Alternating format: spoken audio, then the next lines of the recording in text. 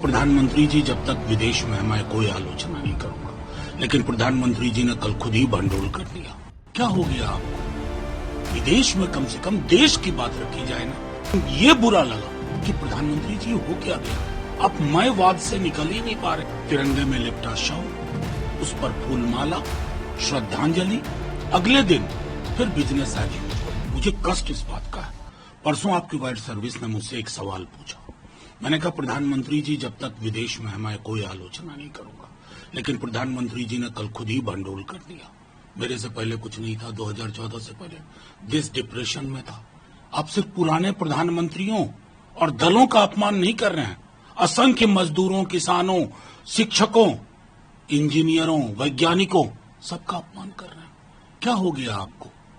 विदेश में कम से कम देश की बात रखी जाए ना।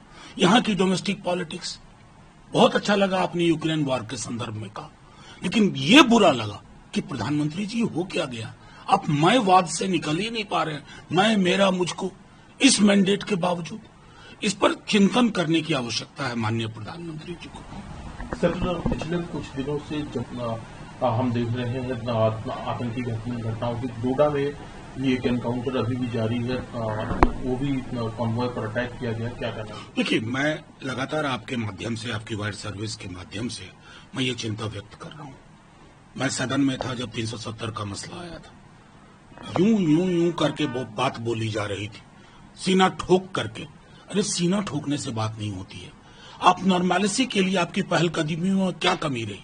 अब ये सारी चीजें जम्मू संभाग में हो रही हैं, क्या कहेंगे आप? जिस व्यक्ति को जवाब देना चाहिए ना, वो व्यक्ति चुप्पी ओढ़े हुए बैठे हुए हैं। हम अक्सर ये कहते हैं, क्या होता है ना कि हम श्रद्धांजलि देकर के निवृत्त हो जाते हैं।